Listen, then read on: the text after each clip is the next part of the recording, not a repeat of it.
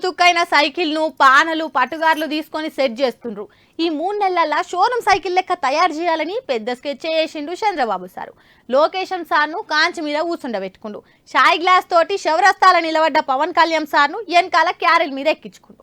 అంతా బాగానే ఉంది కానీ గ్రౌండ్ లెవెల్లా సైకిల్ పాటోళ్లకు గ్లాస్ గుర్తోళ్లకు అస్సలు పడతలేదట. అంటే ఆ అంటే దాన్ని కుట్టురంట. ఏం సార్లు ఏంది కథ?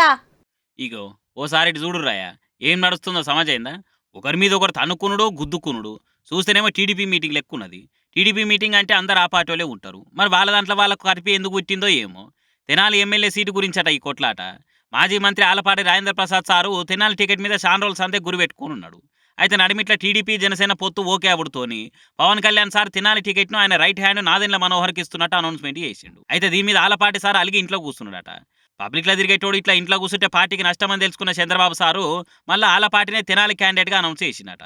నాదెండ్ల సార్ను రాజ్యసభకు పంపుదామని ఒప్పించిందట. పవనాల సారైతే ఒప్పుకున్నట కానీ నాదెండ్ల సార్ నా కొద్దీ రాజ్యసభ అని మొండికేసి తెనాలిని టికాన పెట్టిందట. ఇప్పటికే కార్యకర్తలకు లీడర్లకు అందుబాటులో ఉంటున్నట్టు ఇండికేషన్ ఇచ్చిందట.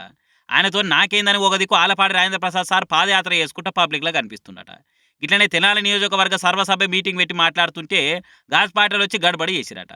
ఏమో పొత్తులు పెట్టుకుని ఎలక్షన్లకు పోయేటోళ్ళు ఇట్లా కొట్టుకుంటే తన్నుకుంటే ఏడైతుంది కథ. వీళ్ళ పొత్తు కొన్నేళ్ళ నడుస్తుందనే డౌట్ అనుమానాలు పడుతున్నారు కొందరు రాజకీయ పెద్ద మనుషులు. చూడాలి మరి సైకిల్ మీద గాజ్ గ్లాసీ సవారీ ఎంత దాకా పోతుందో.